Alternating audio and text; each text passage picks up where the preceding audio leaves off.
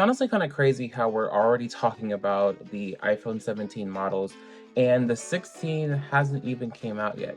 Granted, yes, that the 16 is coming out in literally a month, basically in September, but I seen John Prosser's video called Introducing the iPhone Air, and it had me thinking, if Apple goes with the iPhone Air route, there needs to be some other changes in the lineup.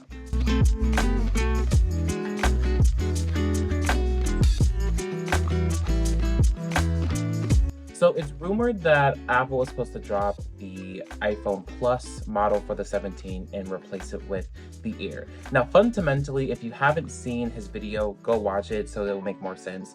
But honestly, it makes sense for Apple to do the Air type of naming for the phone.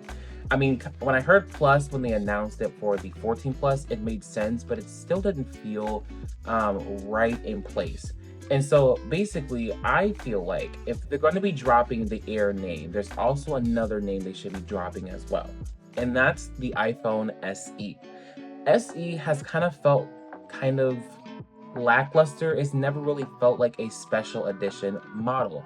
Basically, with the SE, it was on the early stages of the iPhone and how you could get the most powerful performance chip in an older body style. That was the purpose for the iPhone SE. But now, as we get more years into its, models, it doesn't really serve its purpose of being an SE. So if we kind of look at the iPad lineup and how it's relatively, formulated without a numbered series, really, it's going with the iPad mini, iPad, iPad Air, and iPad Pro.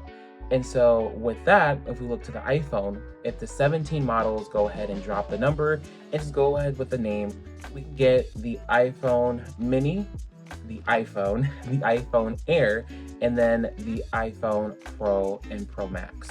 So I feel like that will be a more eloquent and elegant way to introduce this product to us next year, because I feel like if we just had the names of like iPhone 17 and then iPhone Air and then iPhone 17 Pro and Pro Max, it's like, okay, if we do keep the name, make sure it says 17 Air rather than just iPhone Air and then having the other ones have numbers. But yeah, I feel like with this change, there are some iPhone mini lovers out there. So I feel like this could be, even though it's supposed to be a budget-friendly phone, I feel like you can still have a budget-friendly and still have some things that cater to some of the cool features that you would get on a normal iPhone, but just for a lower price.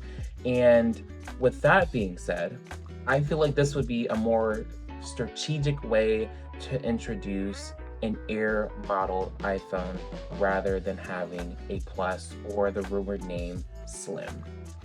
Thank you guys so much for tuning in to Elijah Plus today. This is Lessons in Technology, and I'll see you in another video.